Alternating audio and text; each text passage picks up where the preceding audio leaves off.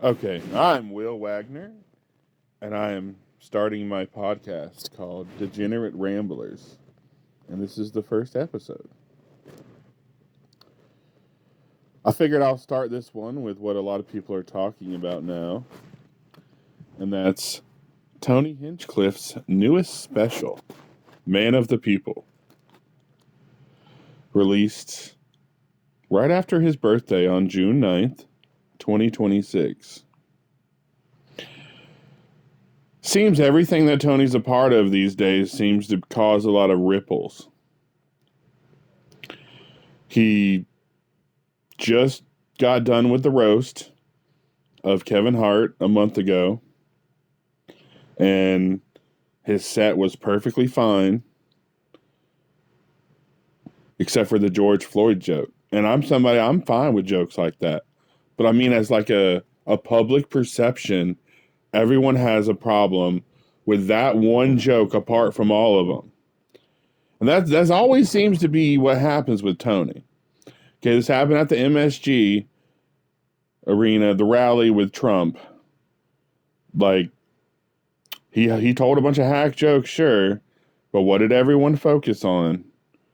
The Puerto Rico joke.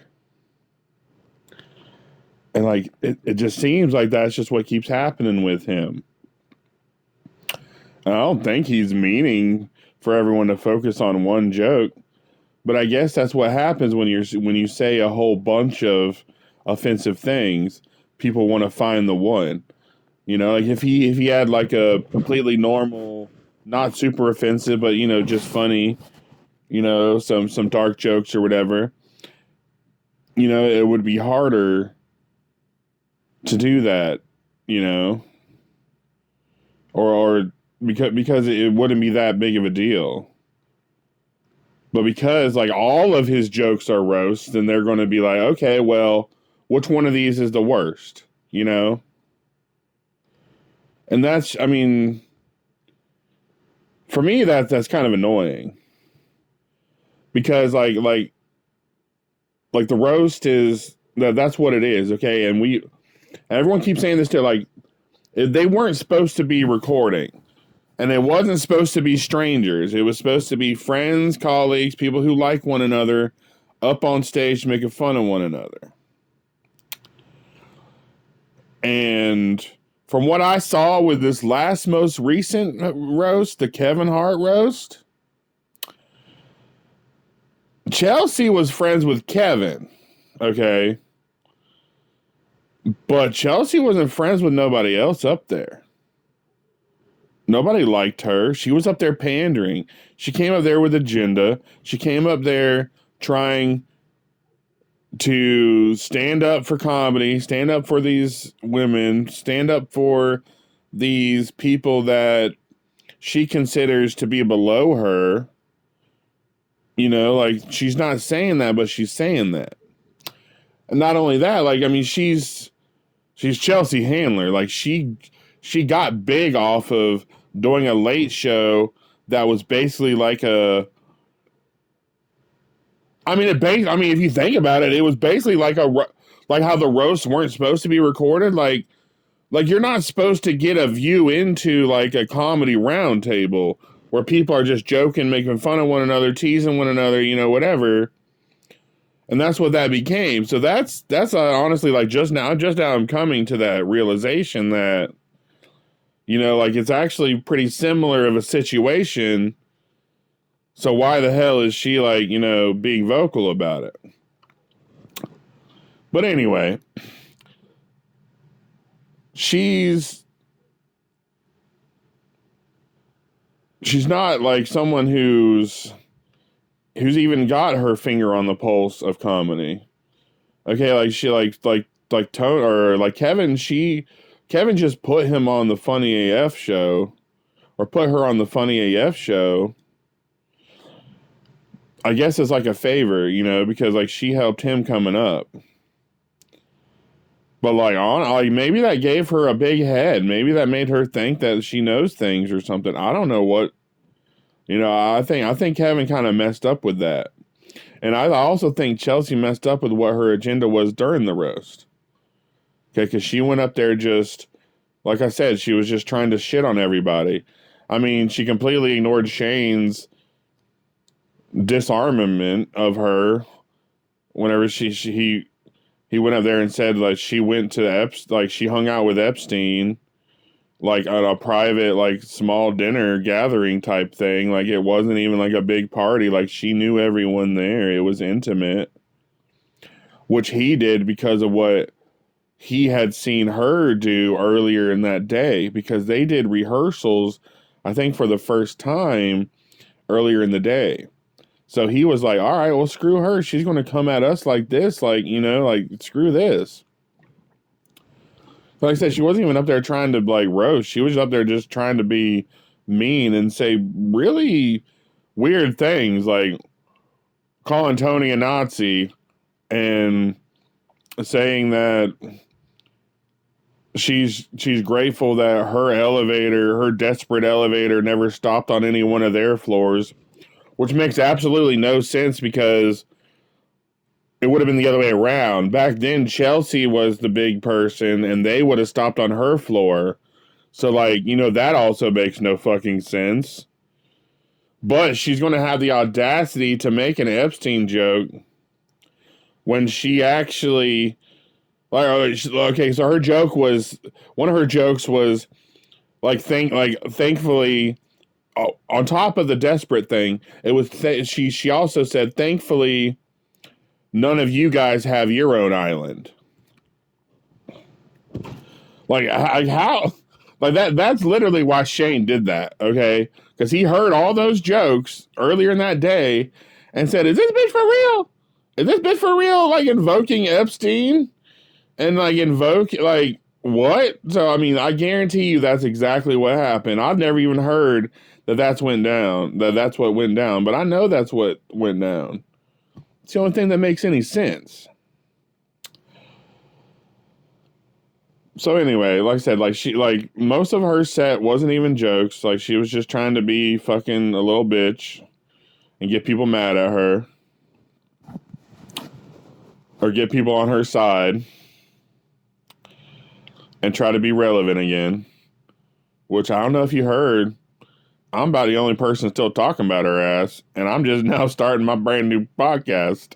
And this episode isn't even about her. So anyway, so back to what I was getting at.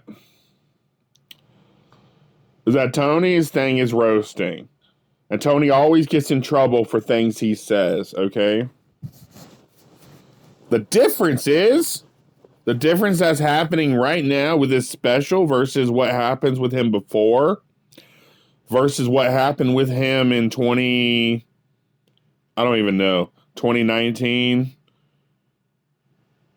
I can't remember the exact year yet, but I know that it might have been even before that, because what people also don't realize is that Shane Gillis and Tony Hinchcliffe both got canceled for the same word.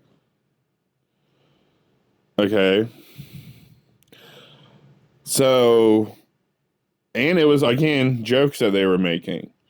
Shane was doing a hypothetical bit from the position of a racist. Like he was playing, he was doing an improvisational skit that he was coming up with in the moment, you know, like that's what improv means, about a racist. So like he was saying a racial slur, but you know, like it's a little different than if he were to be saying it himself. Like I mean, that's very literally he's being comedic. All right, and that's not even the same as if you were on stage saying racial slurs like that. I mean, like, he's just literally, like, saying, okay, like, this is from the position of someone being ignorant. So that's what he forgot. Like, he uses that word so little that whenever people at SNL asked him if he's ever used that word, he was like, no, I've never said that. I've never said that word before. He literally thought that he had never said it before.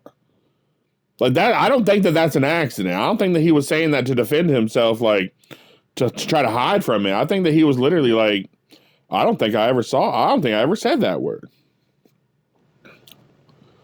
Okay, so like they were both canceled for the same word. which was a racial slur. Okay.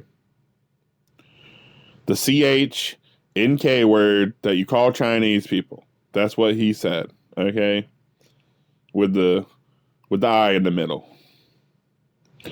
You know, like somebody, whenever Jeremy Lin, whenever he got big, a reporter or like a newspaper, like he got fired because the headline was that word in the armor, which that phrase, you know, chink in the armor, that's not what that means. Like that means like your armor has been, you know, like it's like a weak spot. It's like saying, hey, I found the weak spot in your armor, or hey, you know, your armor's broken. You know, like that's what that term meant, okay? And somebody got fired over that because they called Jeremy Lin that. But like they weren't saying that like Tony was in that moment. Okay, whenever Tony got in trouble for it,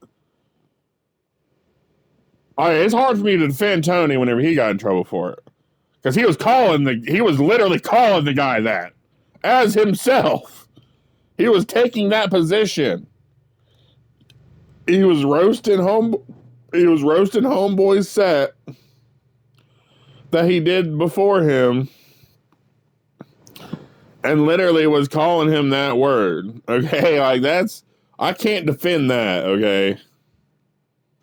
Sure, I'm not somebody who's ever been, or at least not in the last, 10 years, who's ever been okay with people getting in trouble for just words that they say. But like I said, I just can't defend somebody just being like, hey, shut this, you know, C word up. Or, you know, tell this C word that he needs to shut up like he's lucky to be in the position he's in type thing. Okay, so like that's what happened there.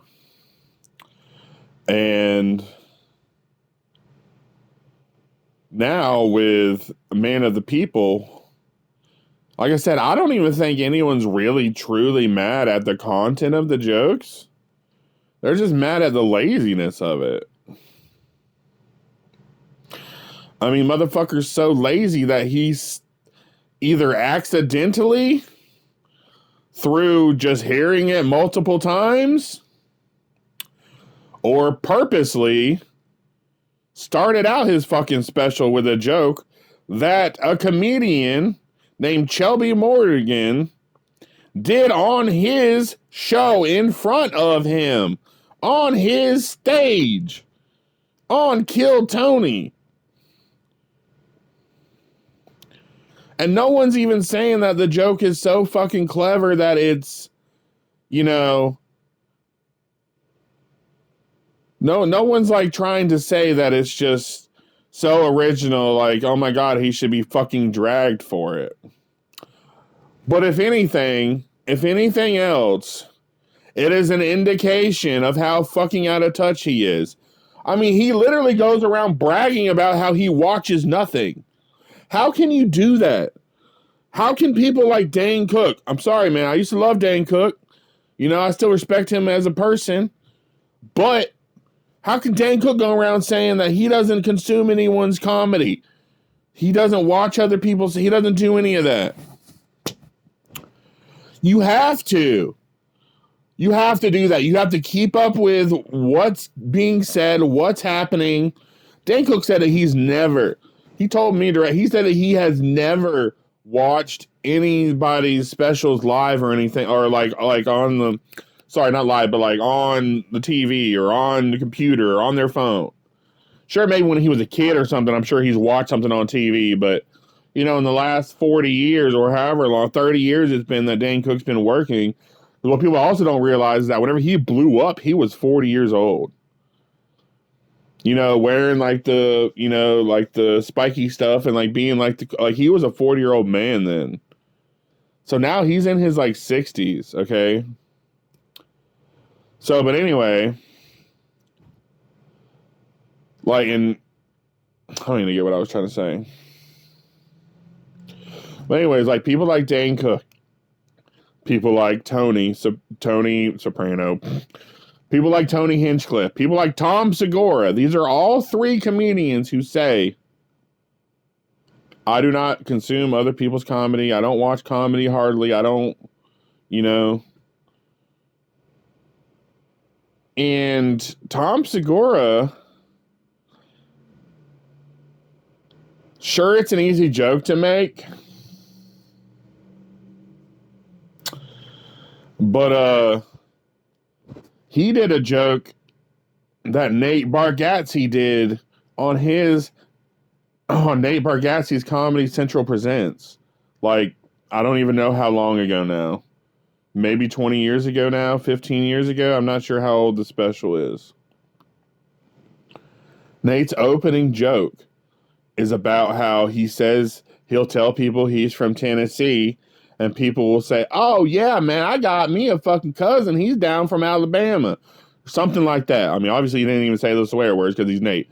But, like, that's the gist of the story, is that people will say, in response to him saying he's from Tennessee, that he knows somebody who's from another state. Okay, and you just gotta be like, all right, like, okay, I mean, I guess that's down in the same general area, but it's kind of weird, like, you're trying to relate to me that way. Tom has that same joke. Like, it's a Tom Segura joke that he's done. I mean, I'm pretty sure he even fucking, if I'm remembering correctly, because I haven't seen whatever special that's from, pretty sure he even opens that special with that joke. Whatever special Tom did that joke on.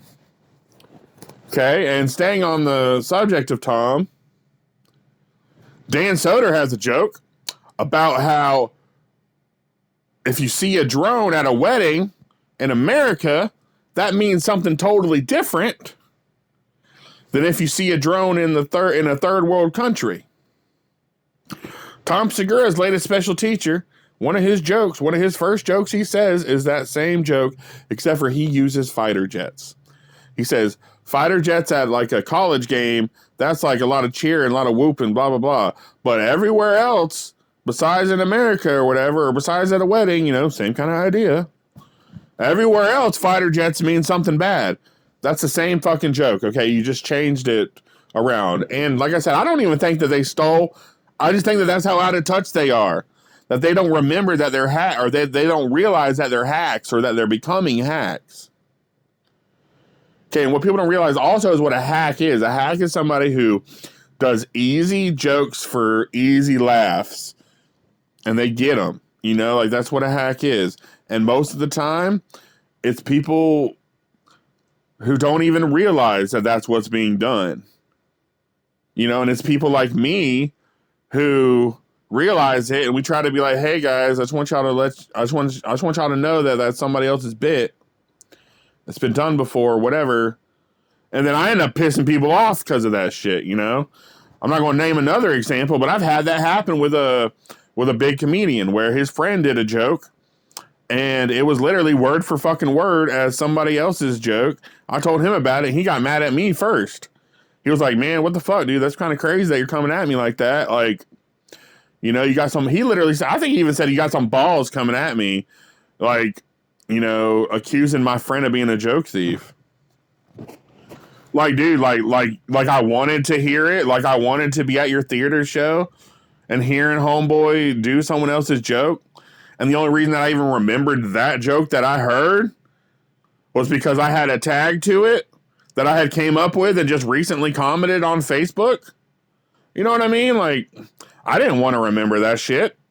But now here I am blocked by homeboy because I told him that his friend was a joke thief.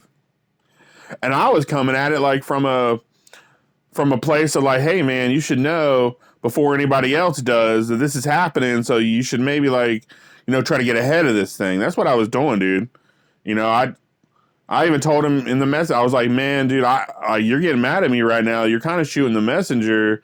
And like, I'm not on the internet talking about this shit like I could be.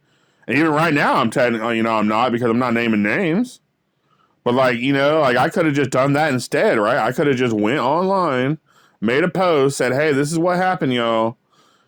And then just been done with it. And then, sure, maybe no one would have heard about it. But I mean, it's just crazy. Okay. Like we got joke thieves. We got people who are out of touch, unintentional joke thieves, a lot of parallel thinking. Like that's crazy. Okay. And it's starting to feel like, It's starting to feel like our golden pony here is turning into a golden phony. All right. I mean, what the fuck is he doing, dude? He's sitting back watching a bunch of other people try to make it in comedy and coming up with new jokes all the time while he's sitting back doing nothing, dude. He's really, I mean, I don't mean that in like a doing nothing, but like he's just a producer. Tony is a glorified ling reader. He is a fucking circus, you know, like he's the Ringling Brothers, you know? Like he has his island of misfit toys who are all broken in one way or another that he has put together to build him up. And this special just says it all. I mean, I turned it off halfway through and I had to go back and watch it because I realized I couldn't be up here, you know, talking shit about it because I didn't even finish it. You know, just because I believe maybe like you should rearrange your jokes a little differently, or maybe you should come out with different energy. You know, maybe that's, you know, maybe that's all it was. Okay, maybe not everybody's perfect. But that's not what happened. He starts out his joke with a joke somebody else has already done and that people are saying has been done for years even. So, I mean, you know, the fact that he heard the joke on his show and then went around telling that joke for however long now is the problem. Because, like, all evidence points towards he took it. From Shelby Morgan. That's what it's all pointing towards. And sure, like it's an easy joke. It's a joke that's been told before, blah, blah, blah, blah, blah. But when you've been doing comedy for 20 years now, and you're coming up with the same jokes that someone who's brand new to comedy is, that's also a bad sign. Right? No matter how you want to put this, it's not a good look.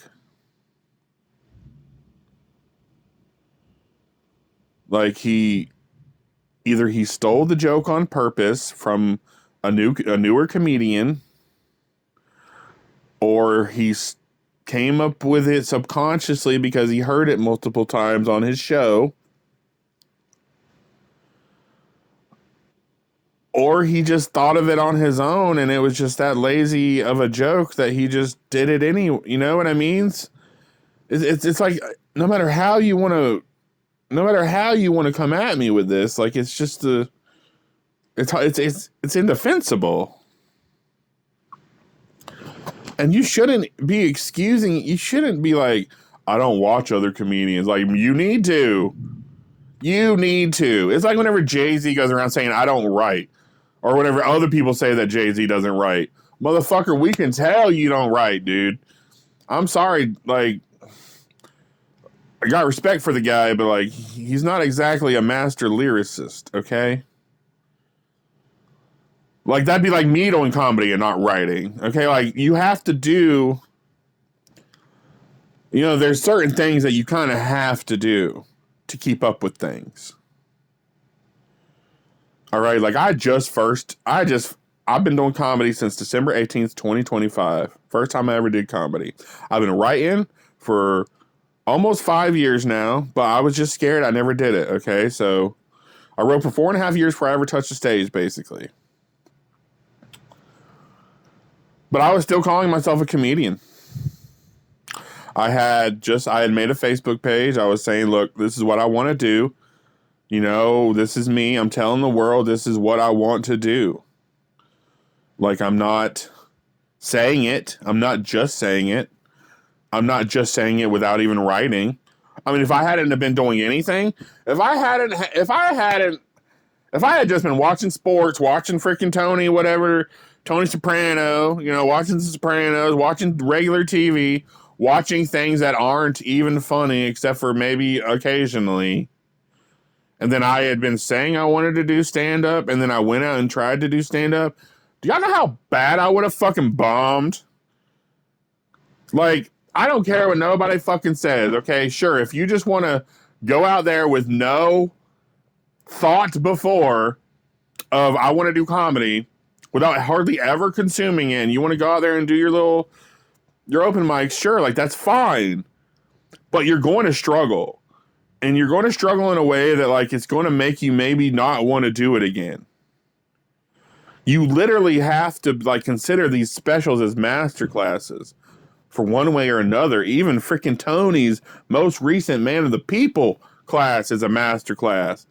Like, you have to learn from this crap. You have to know that this is possible.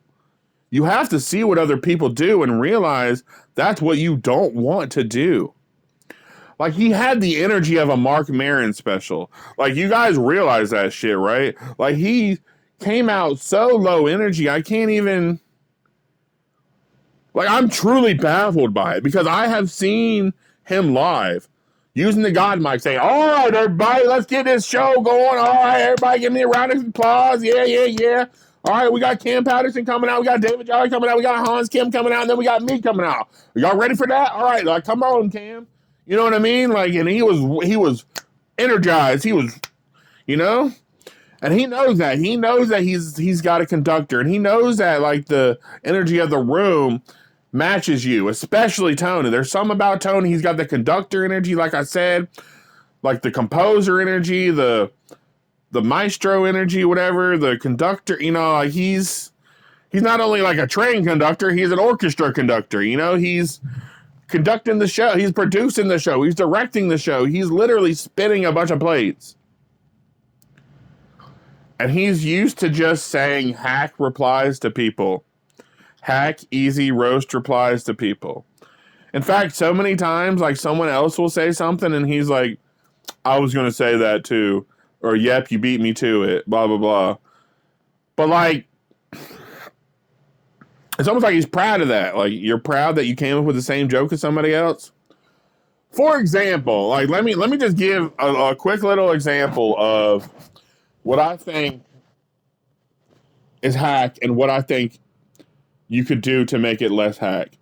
I know, I'm a brand new comedian. I've only done one open mic. I've only been on stage a handful of times, blah, blah, blah, blah. But I know what I know, and tell me if I'm wrong.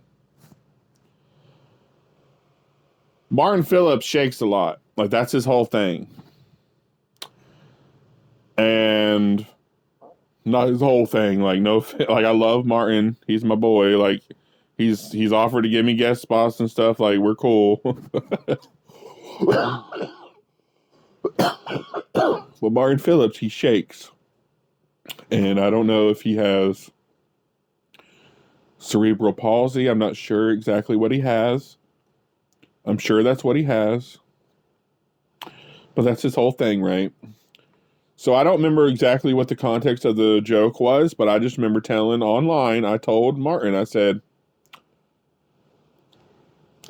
Martin, poor Martin has never, I feel bad for Martin because he's never had a glass of milk. Because by the time he sits down with it, he's turned it all into butter.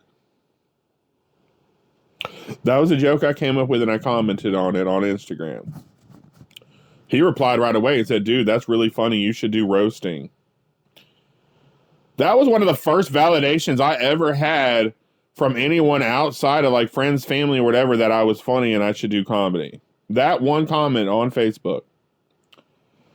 And I came up with that joke because I was thinking of, like, a milkshake, right? Like, that's what everybody says, though. They're always like, shaking milk, a milkshake. You know, that's easy. Oh, a cow in an earthquake, that's a milkshake, you know, or a milkshake is any time that my big fat ass walks down the road, you know, because I'm fat and I look like a cow and blah, blah, blah, and I shake and, you know, I'm 450 pounds and, you know, I probably make the ground shake. Like, there's, you know, a bunch of different ways you can go with it. But what I like to try to do, and like I'll try to tell other people too, if they want to listen, is to try to just take it, if you can, just one more step further. Okay, and that's all I did. maybe it's actually more than one step further. I don't know. It's like, a milkshake, but then it's like I deconstructed it to shaking milk, and then I turned that into, shaking milk. If you shake milk too much, you get butter. That's how I came up with that. But again, this just like I said, this all just goes back to just trying not to be hacky. And it's no matter, like I said, no matter how you look at it, it's just not a good look. The watermelon basketball joke from MSG, all those jokes like that. I'm not saying that they're not funny, because like, sure, they're funny, but like at a certain point, they're just not funny anymore. They're not funny anymore because you've heard them, because they're easy, because they're, whatever. Okay. And like I said, I'm a fan of Tony's. I love what Kill Tony does. I obviously have my criticisms of it. Like, I don't think that it should be called Kill Tony, because, obviously his ego's in it. What the hell does it have to do with him? If the whole audience laughed at him, like, or laughed at the jokes, sure, sometimes he gives the audience crap for laughing at things that are hack. But, bro, you just put out a special that's hack. You know what I'm saying? There's a reason that we've never seen Tony do stand-up on his own show. It's just not a thing. He only came up with Kill Tony to give the other comedians who were waiting around for the other shows to see if they got on spots something for them to do. But he's always in like this cult mentality, this membership mentality, this follow me, my way or the highway mentality. Go back and watch the first episodes of that show. They used to blacklist people because they would get their name called, and they would be currently doing the other mic instead of theirs. So like, even from the beginning, he's been like my way or the highway about it, And he's kind of garnered this cult-like following, this cult-like mentality that, just everyone sticks with him or you're against him. I'm seeing a lot of people that are critiquing this special without even being any type of fan of Kill Tony. And all they do is critique Kill Tony and Austin and the Austin scene, et cetera, et cetera. Those people I don't even want to listen to as much, because, dude, you're singing the same fucking song you've been singing. It's people like me who, sure, maybe you think we're slow to coming around to it, but, like, I've actually watched thousands of hours of the show. Like, it's not what people think it is. Like I said with the roast, like I started out with, like, for the last month, people have been talking about the roast, and thank God they aren't anymore, but God damn it, they're talking about something else. And, something else comedy related, and, I kind of wish that they would stop. Just because it's annoying, and I'm totally, like, I know that comedy is subjective. I know that we're not all supposed to like the same stuff. But what is objective is hack jokes. Like, if I sit here and say that 10 other people have done this joke before, why are you still doing it? If I tell you that, I've done that before, like somebody's given me an example of something, and I have used that person's examples to prove what they were trying to say wrong, and then they still will, like, stick by it, something like that. Like, one time somebody tried to argue with me about what a Philly cheesesteak is. He was talking about, like, Pat's and Geno's, how, like, they're like, oh, even these places have green peppers and mushrooms on their cheesesteaks. I said, okay, so I went on the internet and I pulled up their menu and I showed it to him. I said, the first thing listed is cheesecake or cheesesteak. The second one listed is peppers cheesesteak. The third one listed is mushrooms cheesesteak. The fourth one is peppers and mushrooms cheesesteak. So they literally had them separated. But a regular cheesesteak, underneath it said shaved ribeye, translucent onions or whatever they call them, you know, they are caramelized because caramelized are when they're dark. That's another thing. Like a caramelized onion is not what a lot of people think it is. A caramelized onion looks like little worms. Like they're so brown and dark. But anyway, so it's supposed to be that, and it's supposed to be either American cheese or Cheese Whiz or whatever. Okay, those are the 3 items. So I was just arguing with somebody, and I did that, and I showed that to him, and I said, okay, well, here's the places you just named talking about this, and here's the examples, and here's my argument. You know what this motherfucker said to me? Do you believe everything on the internet? So you know what I'm saying? Like, people can't even, like, they can't even, like, concede defeat. They can't give anybody any type of leeway, or they can't, like, they got a stick stuck in the mud, dude. And I'm a fan, like I said, I'm a fan of Tony's. I've spent money on seeing him live. I've been a fan of his show for 10 years now, dude. 10 fucking years I have been a fan of Kill Tony. And, like, I don't think I'm going to stop watching because, like I said, like, those two things aren't the same thing. It's Kill Tony is not the same thing as Tony doing stand-up. But the whole locking your phones up thing, on top of him doing jokes about other people have done, like Tony just needs to get out there more if he's going to do something like this again. Because the last one, I don't even remember what the last one was called, Making Friends. That one was good. I'm about to go watch it right now because I'm sitting here talking about this shit. And I don't want to I don't want to come off like I don't know what I'm talking about or maybe I need to go back and watch it because it's been a couple years since it came out. And maybe I've consumed so much comedy since then that I don't even know that there's a lot of hack jokes in there. And there probably is. People like to talk about One Shot, about how that special was panned so horribly that they took it off of Netflix. That's not a true statement. Okay? That is not the reason they took it off of Netflix. You can look up almost any special that came out almost over 2 years ago, and it's not on Netflix, unless it's like Tom Segura, Jeselnik. It's anybody who has exclusivity deals with Netflix. Tony didn't have that at the time, so One Shot's not on there. Sure, it's probably not great, but that's just not the reason that people like to keep saying that's the reason. Look up Mark Norman's Out to Lunch special. It's not on there. Look up Dave Attell's Hot Cross Buns. That one came out just a little bit over 2 years ago. That's not on there. And that special's fucking amazing. That being said, Tony needs to either get back out there and work on actually doing stand-up and maybe consuming some comedy again, or maybe giving up comedy. Same with Theo Von and the fact that he's been touring on 5 years worth of material too. And maybe they just need to focus on podcasting.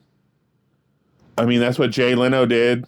That's what Letterman, that's what all these people back in the day did. Conan was never a stand-up, so he doesn't count. But I mean, a few of them were stand-ups, and they stopped doing stand-up to host their show. And Kill Tony is basically a late-night show now. There's a panel of guests. It's just not done the same way. And they even still promote their stuff. They just don't show clips and stuff. So, I mean, in many ways, it's like the new hybrided late-night Johnny Carson, whatever. It's just a themed show. It is literally a glorified open mic that you can only do 1 minute on because there's so many people who signed up. Even though that's always been the premise, but if you went to an open mic and you found out there were 200 people there, but you all got a chance to go up, I mean, think about it. You would all literally get 1 minute if you're lucky. That's a 3 hour and 20 minute show. But anyway, I just wanted to say all that to get something out. I'm not even going to edit this. I'm just going to put it out as it is because that's the name of the damn show. Degenerate Ramblers. I'm rambling. I may lose my thought. I may not connect everything back together. This is also the first time I've ever doing this. I just came up with the idea of the show a week ago. And then I looked it up online, and then somebody else has a episode of a podcast called Degenerate Ramblers. So I was like, God damn it, I came up with that name on my own. Am I that slow? So, I'm a hack too sometimes, okay? But, You know, I don't know. I don't even know how frequently I'll post this. I don't even know if I'll even post another one. But I just know that I had to get something out. Because I can't just be arguing with people online all day. People who literally... Tony Hinchcliffe is their favorite comedian and they've never seen him do stand-up, really. You know, things like that. But anyway, I love Tony. Despite this bullshit, I do. I love the Kill Tony universe. I love everybody on there, and I'm happy to be a fan of it. I just hope that like he comes to the realization about what he's done, whether it's intentionally or accidentally. In my mind, it's almost just as bad. Almost. It's not as bad. It's just almost as bad. Almost. Love you guys. Will Wagner, Degenerate Ramblers. Maybe I'll do another one. Maybe I won't. We'll see.